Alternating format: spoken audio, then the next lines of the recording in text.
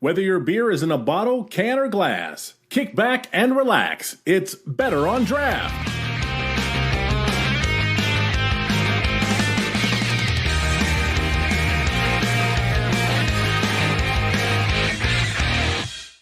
Welcome, everybody, to episode 262 Better on Draft podcast. My name is Ken. Thank you for joining us live, if you are joining us live. If you're listening to us on podcast, you can join us live normally on Fridays at 7 p.m. Eastern. Right now, it is Monday, July 5th, 3 p.m. Eastern. So if you are off today, hopefully you are enjoying a nice beer in observation of July 4th. We're going to go around real quick, introduce the hosts, tell everyone what we're drinking, and then we'll bring in our guest. For myself, I have a Royal Bee Honey Cream Double IPA from Drekker. Wendy, how are you, and what are you drinking? I am fantastic. I am drinking a Never Have I Ever from Drekker. And Robert, what do you got over there? What is up? I have got myself a Passion Fruit Brains Double Fruit Smoothie Sour from Drekker. Well, obviously, if you could tell based on either the title of this podcast or the fact that all three of us are drinking Drekker beers, welcome to the show. Mark from Drekker Brewing, how you doing today? Great. Thanks for having me on. We appreciate you joining us. Why don't you real quick tell us what you do over at Drekker and how it all began? Sure. So I'm president of Drekker Brewing Company, one of the co-founders. Really, Drekker started kind of out of an interest of a passion for craft beer and an interest for placemaking, and seeing kind of in the early 2000s what awesome community aspects were happening in tap rooms, and what was happening when people gathered around beer. We love the idea that it's the common people's drink that has this incredible diverse style range that you can play around with.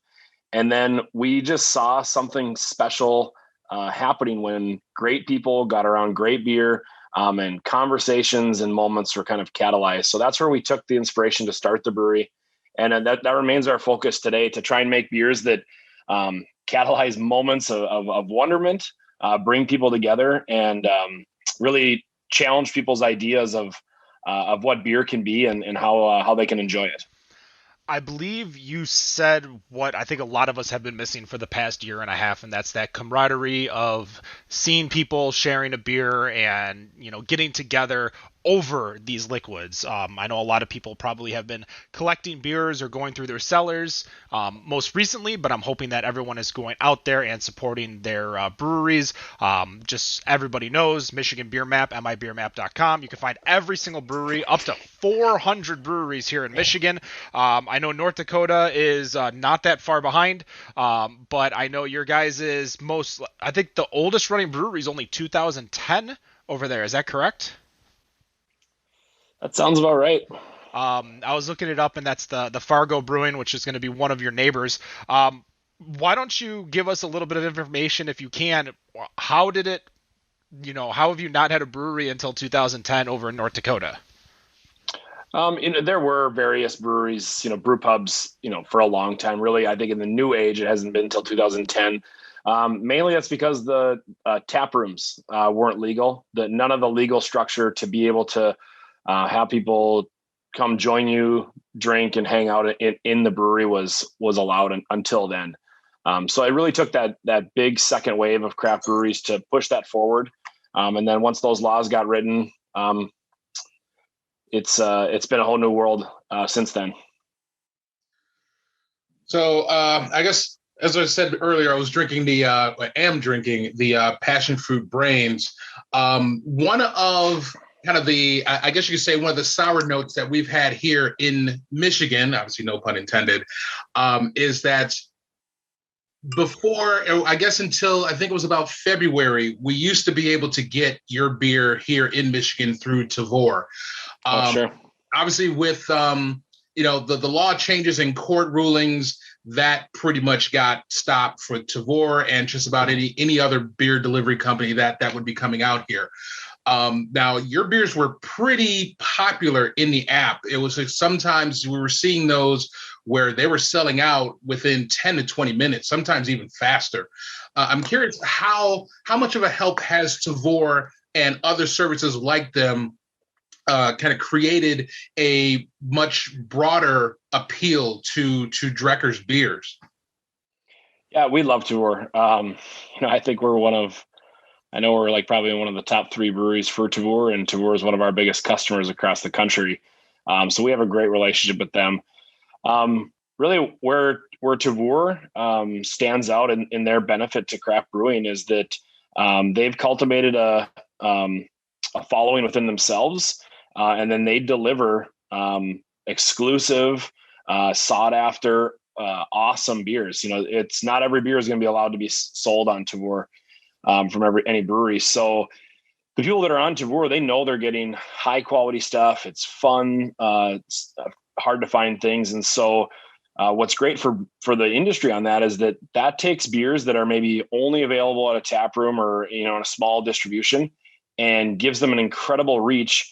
And for us, what we notice is that the people that are finding our beers on Tavour, they're specifically seeking out our beers. They're the real deal, true believer, fans of craft beer and what we're doing. So where we might be able to dump a bunch of beer into a distro market or go into, a hot craft beer area, and we'll get some people, but there's also some people that just kind of trip over the beer and find it. And, they're not super into it, but Tavour really gets you to the people that are seeking those experiences. So it's huge to get that engagement direct from those customers. Everyone that's on Tavour just freaking loves craft beer and loves the hunt. So that's what's been huge about it for us, and why we love working with them. I mean, has their ability to distribute your beer kind of, I don't know, just kind of surpassed your thinking in terms of your regular distribution map with what you have in North Dakota? I'm not sure. I was trying to look at the other states that you distribute to, but does Tavour and their delivery kind of keep you away from the idea of trying to permanently distribute yourself to other states? Tavour comes into the conversation of this new approach to what distribution means, to what being a national or even international craft beer brand means. And I think you might as well throw Instagram into that, because Instagram is that just changed a playing field of where, Facebook was a way for people to start interacting with breweries or with any brand.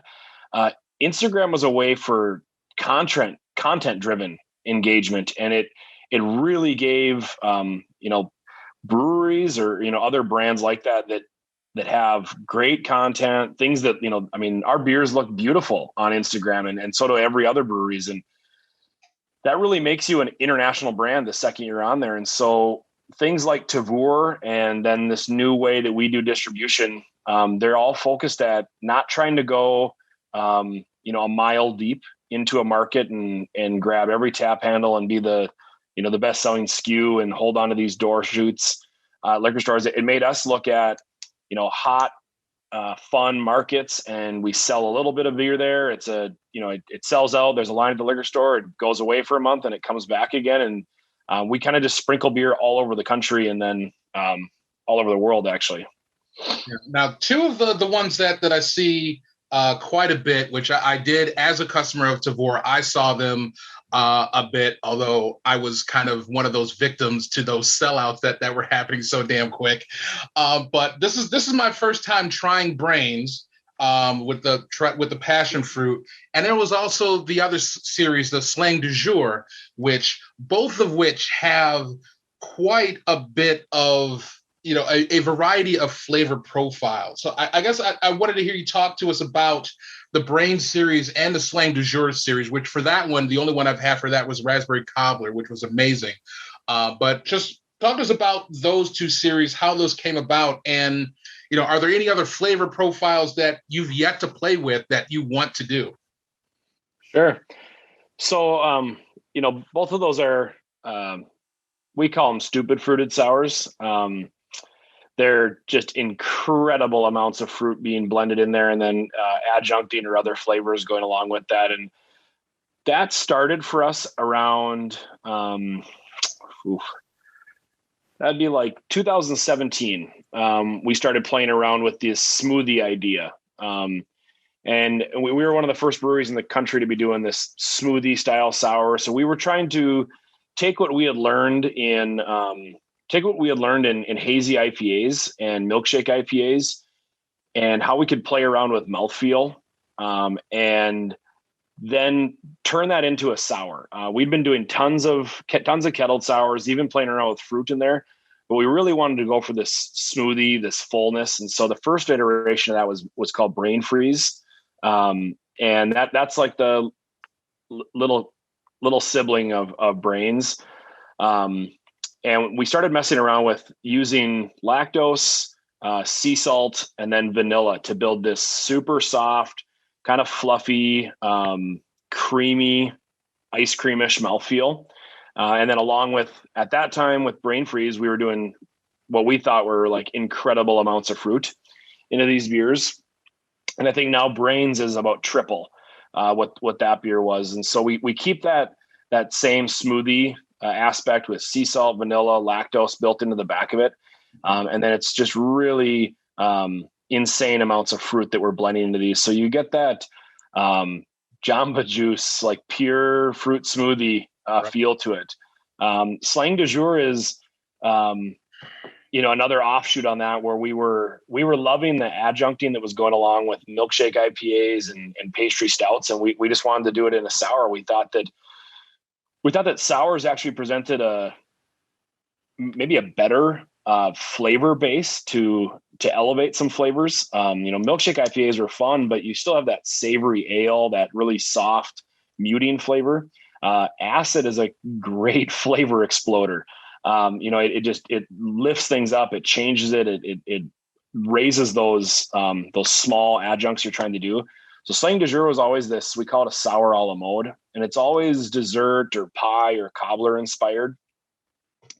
So with those, we're doing things like granola and cinnamon and brown sugar and pie crust and cream cheese for cheesecake stuff, and all kinds of these adjuncts to build up a totally liquid version of a dessert. So that's where we're going with those beers. The other one in that kind of holy trifecta is Chonk, and that's our Sunday sour series. And so that one's a little bit more decadent, usually chocolate, white chocolate, marshmallows, peanut butter, something like that being blended in with the fruit. But really, where those flavors go now, we've left the realm. I think we've had a lot of fun with sours. We're still putting out some really great ones that we're excited about. But we're looking for that next base, that next canvas to start on. And from sours, we're going to seltzers with those now. And that seems kind of weird. We're not talking White Claw. We're talking the crazy smoothie, over-fruited seltzers. And going back to a seltzer, it's not that ale, savory kind of round base of beer. It's not that super tart base of sour. It's totally neutral. So there's a lot of flavors that we can play around with on that and really have some fun with. So we've got some cool cocktail inspired or totally other adjuncted fruited sours coming out in that series. Starts with a beer called Plop. We just did our first full distro release of that. We've been doing some test batches or just small taproom only releases for a while in the brewery. But the first one of that just came out last week. Nice. Now, I will say with the Slang du jour, that is for anything that tried to accomplish a cobbler flavor, that is the first I've ever had that was able to actually pretty much replicate a buttery crust, which completely threw me off, but it was so damn good. I was not expecting that. It was awesome. But I guess one more question before I hand it over to Wendy, just kind of what you're talking about with going into seltzers. One of the other things that I saw in another article was that Tavour had done a survey of the top beer styles.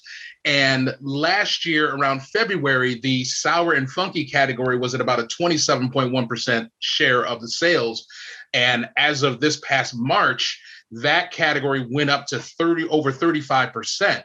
And with their statistics, 3 of the top 5 selling beers in the categories were yours. With now kind of going away from the sours and going to seltzers, is this now just, I don't want to say like getting ahead of the curve, of, what's coming up next? Because it seems like with how the share of the sales on Tavour is showing that sours is the place.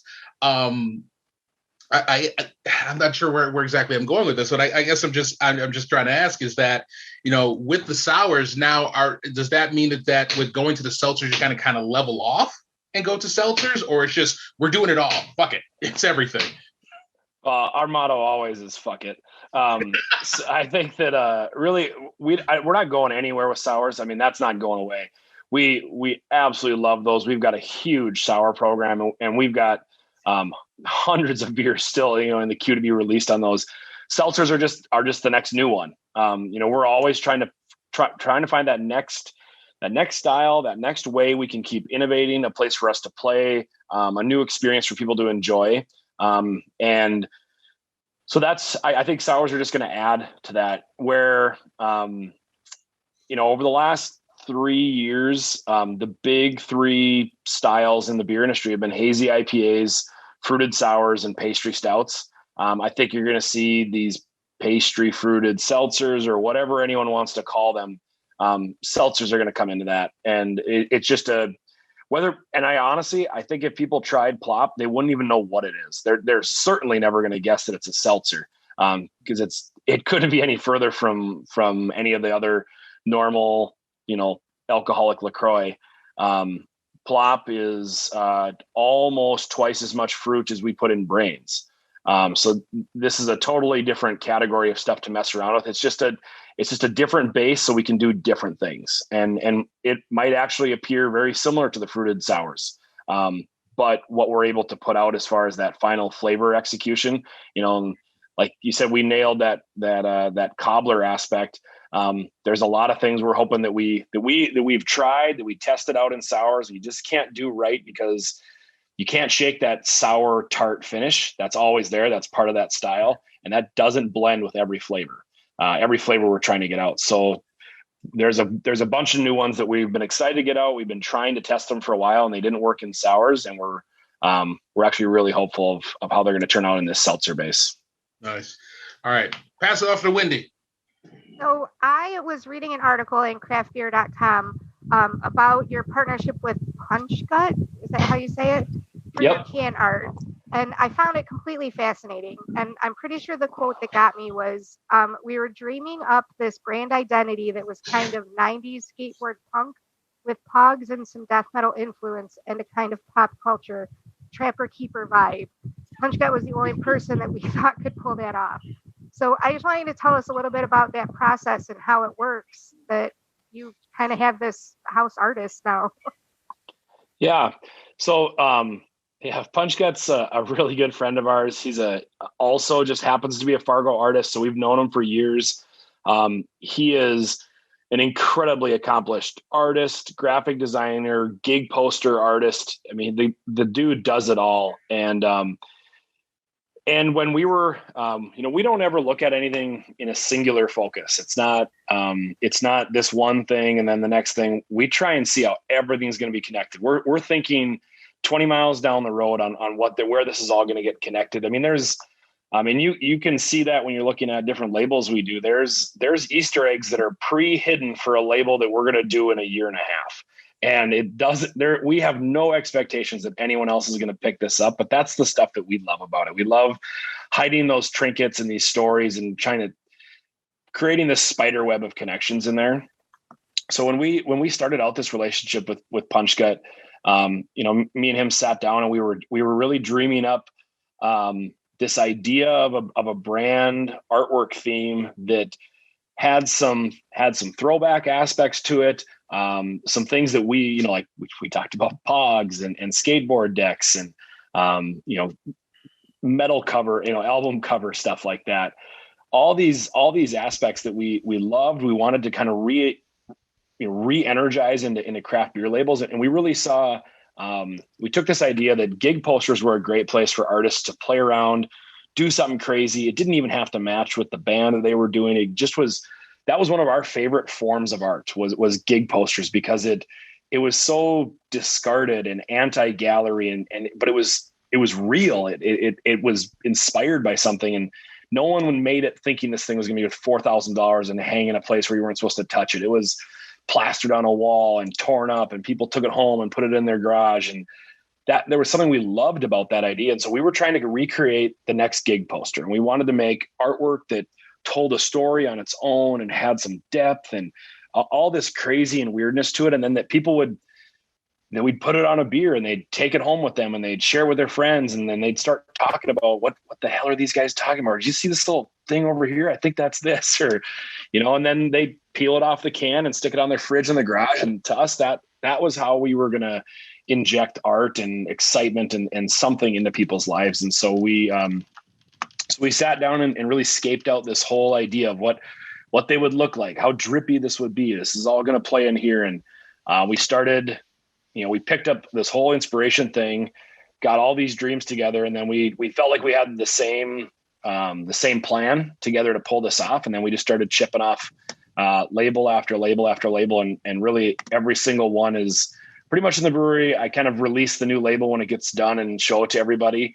And I think we're batting about 99% on everyone's responses. Oh my God, that's my new, absolute favorite new label. Love this one. And every time. So it's great to keep doing that. And that keeps another creative aspect to the beer.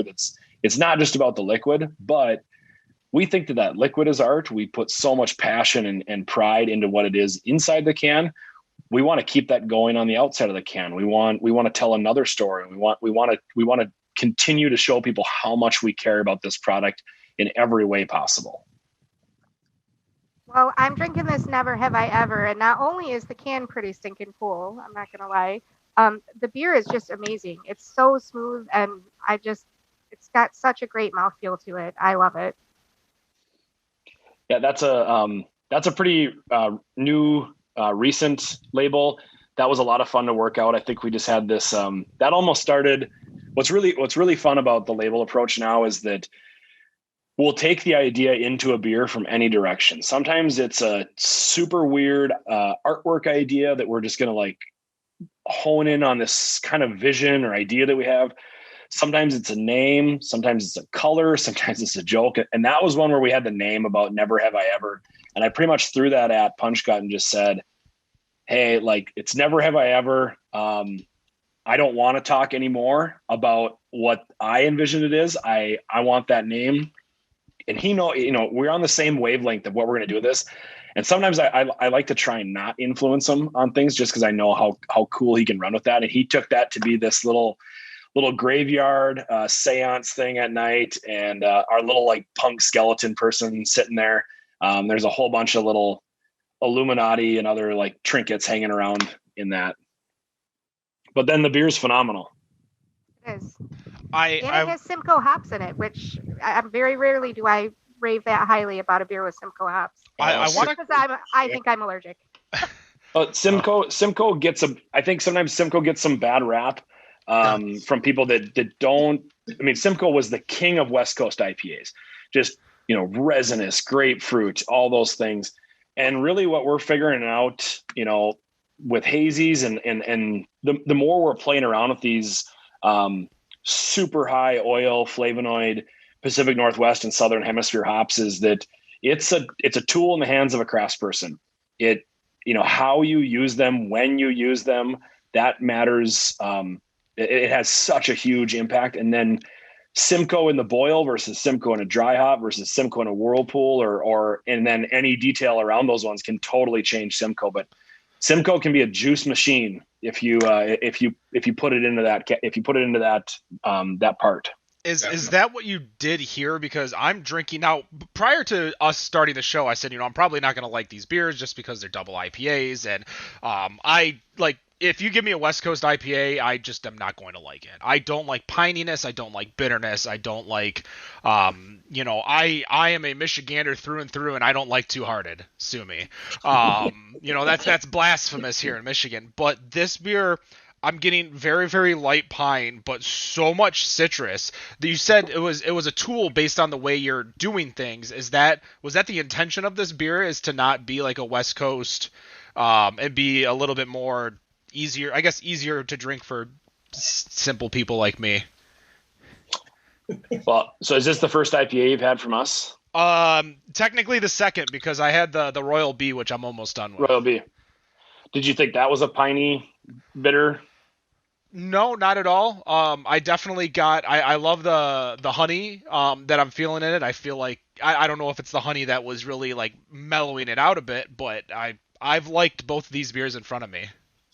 So I mean, we do almost all hazy IPAs. We love hops. We love using them to excess, and we really love oats and wheat and these adjunct malts in the malt bill to make these super soft, delicate, fluffy malt bills. And then the way we do our hopping, it's all built around massive aroma, super juicy flavor, restrained bitterness, but something there to cut.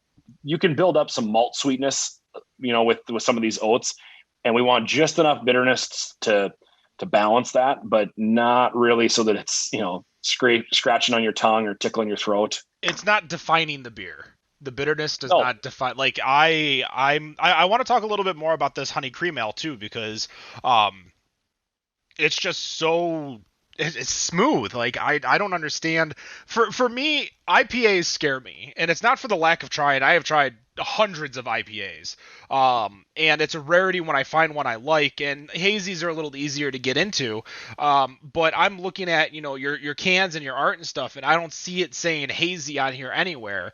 Do you think is it not hazy? Like what? Is it not bad marketing, but I would be more aching to try it if I saw that it was a hazy. Well, we were doing hazies before it was a marketing thing. Okay. So I think, yeah, you're probably right. We could maybe sell more beer on a general liquor store shelf, but there's some pride into is that this is how we do IPAs. This is how we've always been doing IPAs. Do you do West Coast or the more piney bitter IPAs at all at your house or no? We have in the past, and I think we're at the same conclusion that I think there are great West Coast IPAs out there. I love them from time to time. I love them for what they are, objectively, but subjectively, it's not my style. I found writing a recipe for hazy IPAs and the diversity of hops and how we can change those beers. I found a lot more satisfaction in pouring everything into this style of IPA and focusing on this avenue and going all in on that. As this is the type of IPA that we breathe. And it's not that I don't think that West Coast IPAs are good or shouldn't be made. I just think that there's great people making them, and I don't feel like playing in that. It's not my. I don't get out of bed thinking I want to make the next West Coast IPA. I stay up late at night trying to create 100 new hazy IPAs. I will have to say for myself that this, as I just cracked open a Never Have I Ever, and I'm not sure I've ever been this excited about a double IPA since one of our local breweries, Old Nation, released Boss Tweed. This is just they're like the smoothness that's in here. Like when I see double IPA, I am expecting a little bit of that bitterness, that pininess, which, kind of to Ken's point, while being in Michigan and everybody up here loves to go up north and hang out with the trees, I'm not one of those. But, I do tend to like a few IPAs, and on first sip to like third to fourth, fifth sip, it is very smooth. It has a nice balanced level of citrus that is in there, and it doesn't. There's no point in like a regular double IPA, like a Two Hearted or something, where there's that moment of you want to wince at the back end because it's just so much bitterness that's there. And this is just, if I didn't look at the can, I would have never thought this was double IPA. So it makes me upset that Tavour no longer distros in Michigan, because I obviously skipped every single Drekker IPA that ever came through Tavour, and now I'm kicking my own ass. Thanks, Andy. Obviously, you didn't share it on the show. Our philosophy on IPAs is really, like I said, we love these juicy fruit, melon aspects of hops. So all of the different hops we play with, we're trying to push those to the forefront. we like to make it so that there's a really good pedestal for those flavors to come forward. That's where the malt bill gets built up with all these oats and wheat and spelt. And it's designed to be kind of fluffy and soft. We want it to have this perception of sweetness or fullness up front. But then the yeast strain that we use is actually pretty attenuative. So the beer is actually pretty dry. And when you drink that beer, it should be full and fluffy, kind of this pillow mouthfeel that really just elevates this juice flavor. And then if you wash it off, it's clean and it's kind of gone. And making sure that there's an actual dryness to that beer makes sure that any bitterness that is in that leaves your palate. We don't want something that's residually sticky or heavy so that it stays in your palate and then holds those hop bitterness there. We want it to be clean and wash off. And I think that's one of the greatest paradoxes of this New England style or this juicy IPA, where it can be big and fluffy up front. It feels sweet. It builds that juice flavor. And then they're just beautifully kind of gone. They don't stick around in your palate. You're just left with some of those like nice hop breath afterwards. And then on Royal Bee, that's a little bit different one where we actually we're trying to create a bigger, stickier, smoother, creamier body on that. And we use lactose sugar and honey to do that in that beer. So that one has a whole bunch of lactose sugar, makes it really creamy, smooth, and soft. And then the honey actually helps dry the beer out. Honey, all the sugar will get fermented out of the honey, but the flavor of the honey sticks around. So you get that perception and flavor of honey sweetness at the end, and it feels kind of like this cream soda, smooth, vanilla creaminess almost to it. Nice. Definitely good. That's awesome. Right. So I've read I've read multiple articles lately about the expansion of Brewhalla, which fantastic name, by the way. You guys are really nailing it marketing wise, I have to tell you. I'm just wondering if the pandemic has put a halt or slowed anything down on those plans, or if it's changed the way that you're going to use the facility. That facility only got bigger during the pandemic. I'd say Brewhalla as this idea, that was always the nickname that we gave our current brewery. And we kept it kind of in the back of a nickname because that was more of the overall vision that we were trying to do out there, that we were trying to create this Valhalla beer hall kind of community aspect. And we were always trying to work in and build this other way to build these events and community and bring in other like-minded businesses and ways for customers to interact and share. We just continuously ran out of room in the brewery when we were restoring the old building that we're in now. We had a couple other outbuildings that we were trying to work this into, and we never really were able to do it right. And then right before the pandemic, the opportunity and the land behind us kind of changed a little bit. We saw this opportunity, and so we decided to build what's now Brewhalla out just immediately attached to the backside of the brewery. And it's the brewery itself is about a 15,000 square foot building. Brewhalla is 100,000 square foot food market, entertainment center, venue, and then hotel. So it really wraps together everything that we're going for. We want people to come and have an experience far beyond their expectations. We want them to connect with people. We want them to connect with brands and the food and the drink that they have. We want people to think and share and talk and have ideas together. And so we're creating a space that actually becomes bigger than the brewery. We actually want it to be separate from the brewery. And really, when it's all done, we want to look back and see that the brewery is a small part of what this bigger thing is. I hope that in our own footprint, the brewery becomes smaller and smaller on that, because that means that we're blowing up this bigger tent and this bigger and more robust community idea. And so it's a food market that has about 15 to 25 different vendors, restaurants, makers, butchers, cheesemongers, all this stuff in it. There's tons of gathering and food hall dining space in there. There's breakout spaces for events or small gatherings, little lounge areas, millions of different ways to hang out. And then there's the 2 event halls where we can do festivals.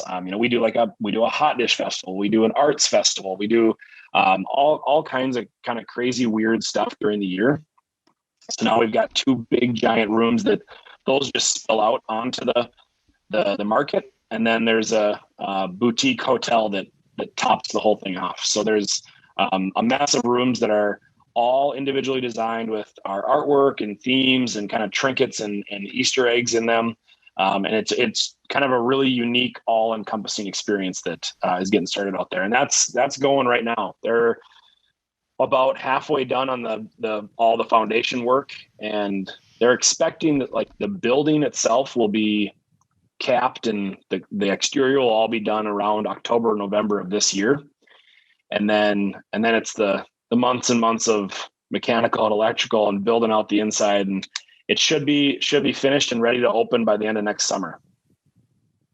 I cannot wait. I'm super excited. It's definitely made it on my to-do list and quickly gone to the top after I've listened to you talk.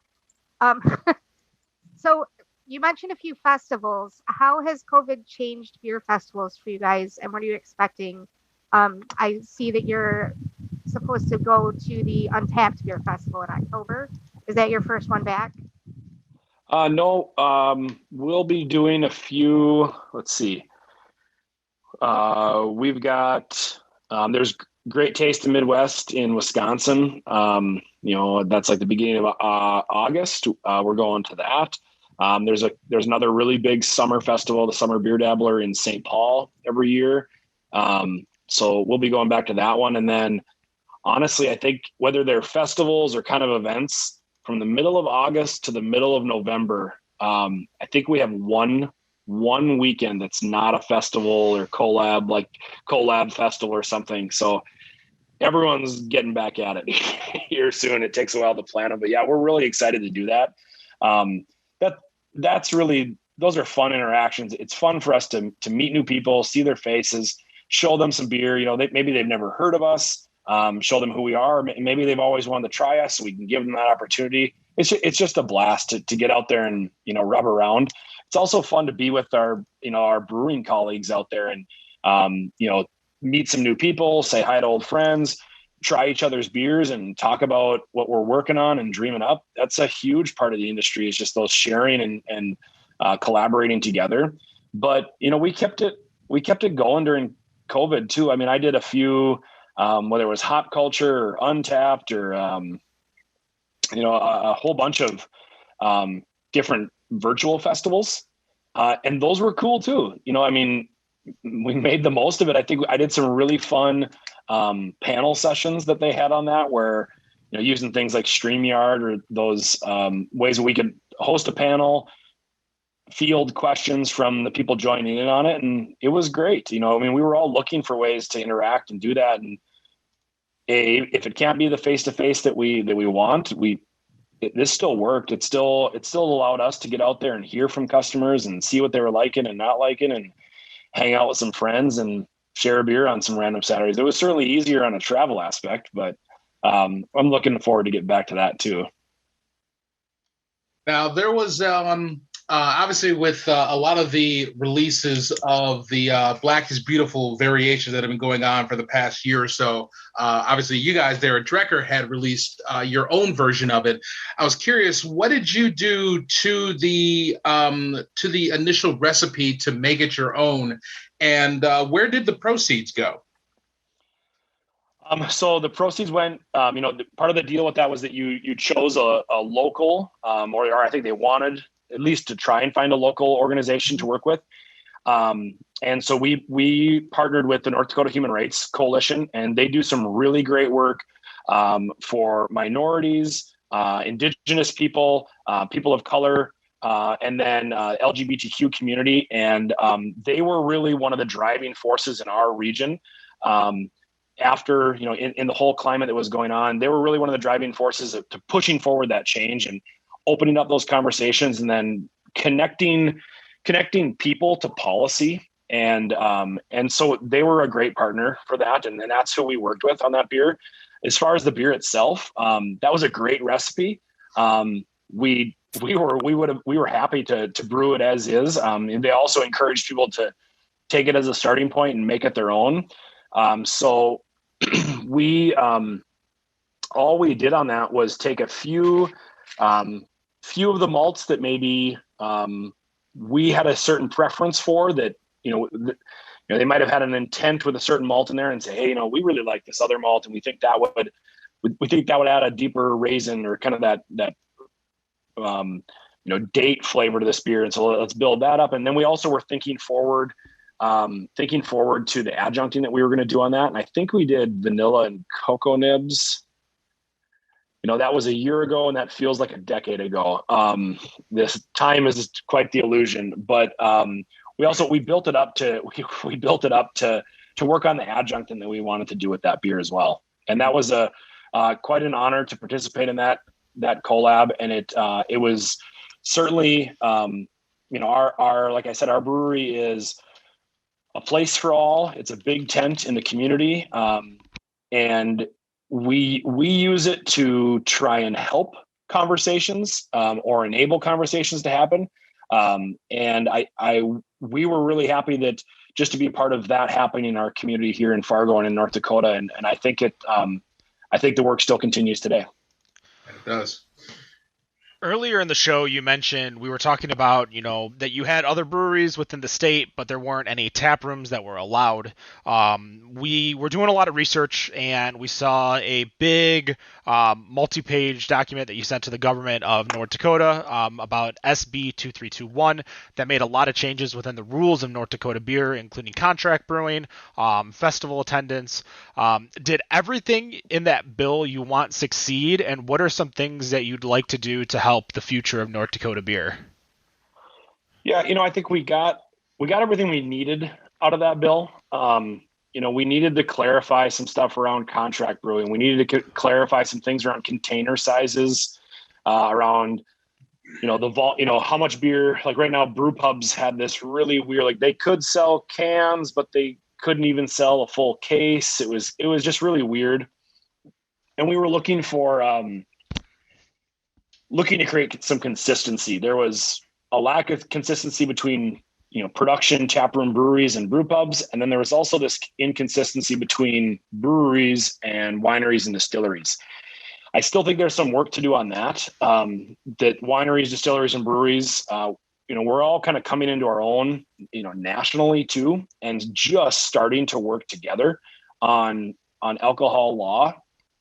And so there are some things that we as brewers have privileges in North Dakota that I think wineries and distilleries would benefit from.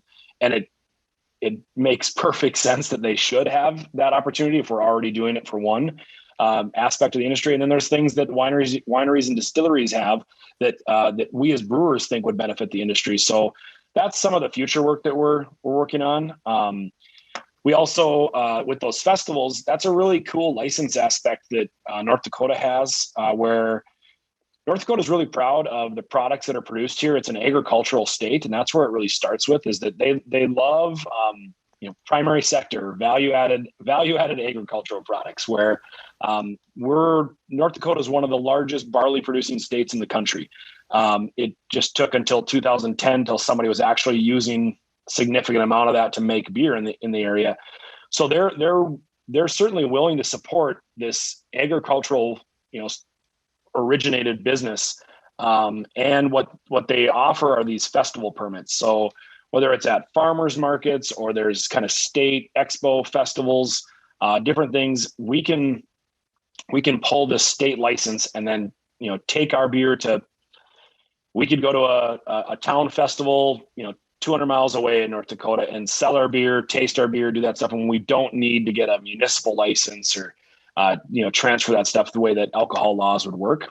So the way we use those now are that, we sell beer at farmers markets in Fargo or in the region. And that's a really great way to connect with people that are looking to connect with their food and drink sources. We go out there and sample and share our beers that way. We go to other charity or kind of maybe, let's say, art festival events where we're now trying to come into this and say, like, yeah, this is art too. This is, we're putting art on the can, we're doing this stuff, and we want to play in that sector of the community as well. And so those licenses allow us to do that. And when they originally started out, you get 20 of those licenses a year. I'm not sure how they ended up at 20, but that's, a little less than half of the weekends of the year. And we were burning up those festival permits fast. So we were having to turn down a lot of things that would be great, but we have to prioritize those things. And so in that law, we were able to double that number, and hopefully that just helps us continue to grow, because quite frankly, we don't sell a lot of our beer in Greater North Dakota. Much more of our beer leaves the state than stays here, and most of it stays right in Fargo or even at the brewery. So these festival permits and these other changes in the state law allow us to, expand more within our own community, opens up those laws so that, there was a time when it was just easier for us to distribute outside of the state rather than doing with the state laws. So this kind of recreates a better playing field, and that all takes effect in August. So we're really hopeful for that. Awesome. Well, as we wrap up this episode, we appreciate you taking the time out of your day to chat with us on this Monday. We're all going to ask you one final question before we say our goodbyes. So we will start with Wendy. Wendy, are you muted? Welcome to 2021. You're on mute. I almost went through a whole episode without it.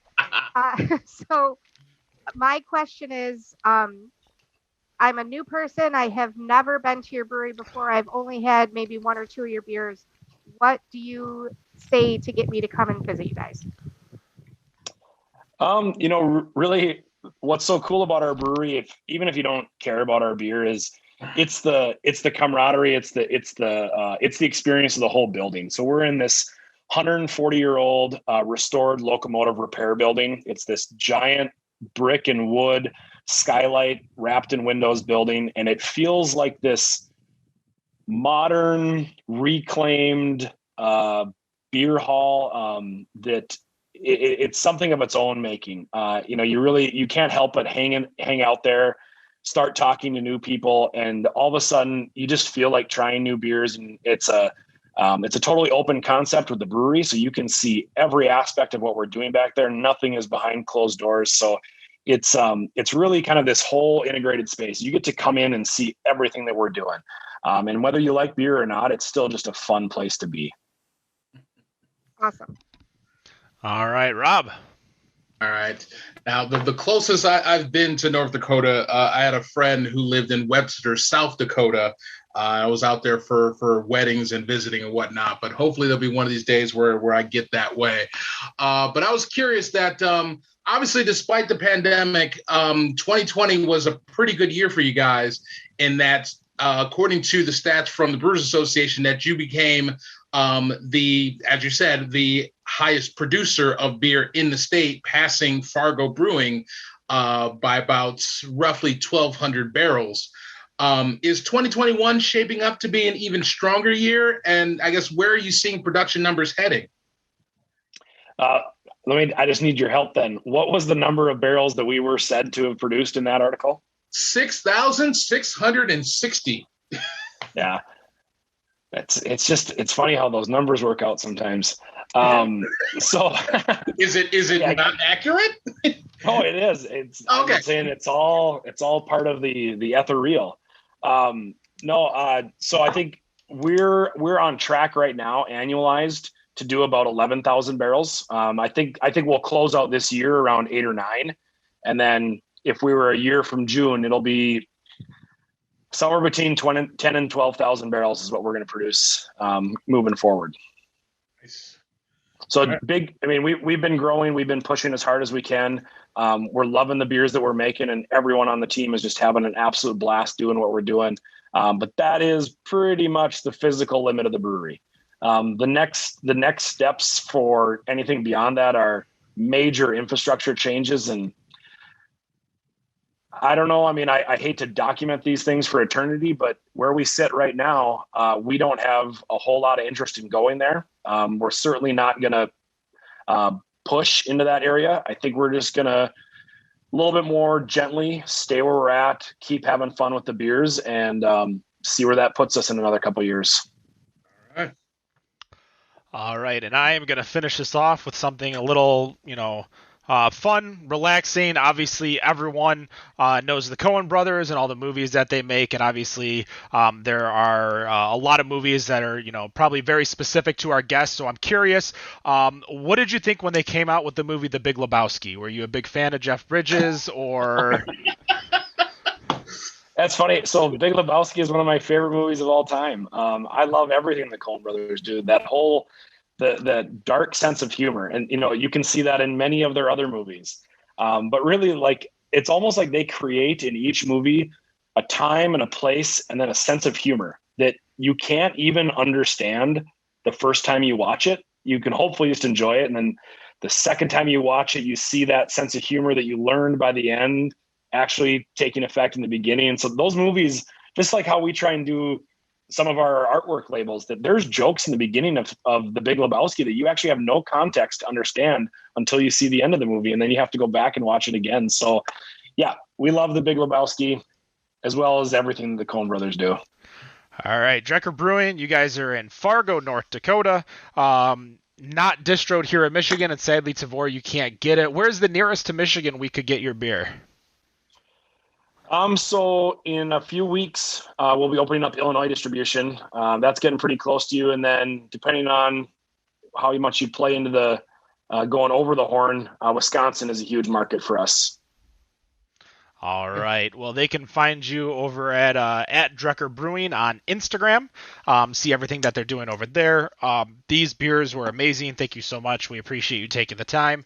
And that's going to do it. Again, you can follow us on all of our social medias. That's Better on Draft on Instagram, Twitter, and Facebook. Bod Podcast on Untapped to find out everything that we drink. BetterOnDraft.com is our website. BetterOnDraft.tv, live Fridays at 7 p.m. And no matter what you think of your beer, we think it's Better on Draft. Have a good night.